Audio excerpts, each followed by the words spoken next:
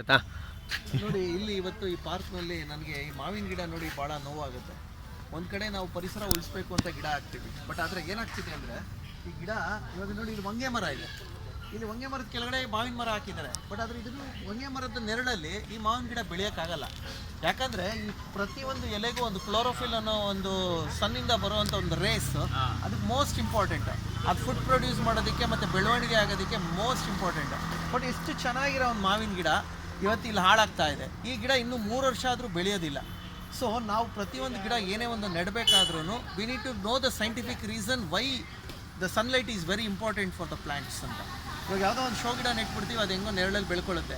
But ಆದರೆ ಒಂದು ಮಾವಿನ ಗಿಡ ಆಗಲಿ ಒಂದು ಮರ ಬೆಳಿಬೇಕು ಅಂದರೆ ಅದಕ್ಕೆ ಆದಂಥ ಒಂದು ಸೂಕ್ತವಾದ ವಾತಾವರಣ ಬೇಕು, ಪ್ಲಸ್ ಅದು ಜಾಗನ ನೋಡಿ. ಆದಷ್ಟು ಇವಾಗ ನಾನು ಇನ್ನೊಂದು ಏನು ರಿಕ್ವೆಸ್ಟ್ ಮಾಡ್ತೀನಿ ಅಂದರೆ ಈ ಗಿಡನ ಎಲ್ಲ ಒಂದು ಸೂರ್ಯನ ಜಾಗದಲ್ಲಿ ಸೂರ್ಯನ ಬೆಳಕು ಬೀಳೋ ಜಾಗದಲ್ಲಿ ಇದನ್ನು ನೆಟ್ಟರೆ ಅದ್ಭುತವಾಗಿ ತುಂಬ ಚೆನ್ನಾಗಿ ಬೆಳೆಯುತ್ತೆ.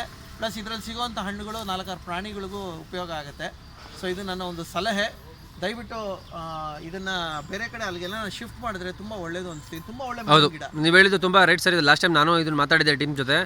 ಏನಕ್ಕೆ ಅಂದರೆ ನಾವು ಗಿಡಗಳು ನೆಡ್ತಾ ಇದ್ದೀವಿ, ನಮ್ಮದು ಉದ್ದೇಶ ಚೆನ್ನಾಗಿದೆ, ಬಟ್ ಆ ಉದ್ದೇಶನ ನಾವು ಕಾರ್ಯಗತ ಮಾಡಬೇಕಾದ್ರೆ ನಾವು ಕೆಲವೊಂದಷ್ಟು ಪ್ರೋಟೋಕಾಲ್ನ ಫಾಲೋ ಮಾಡಬೇಕು. ಸೊ ಅದನ್ನ ಮಾಡಿದ್ರೆ ನಾವು ಮಾಡೋ ಕೆಲಸಕ್ಕೆ 100ಕ್ಕೆ 100 ಫಲ ಸಿಗುತ್ತೆ. Thank you. ನಾವೆಲ್ಲ ಇದನ್ನ ತುಂಬ ಇಂಪಾರ್ಟೆಂಟ್ ಕೊಟ್ಟು ಅದನ್ನ plan up thank you very much.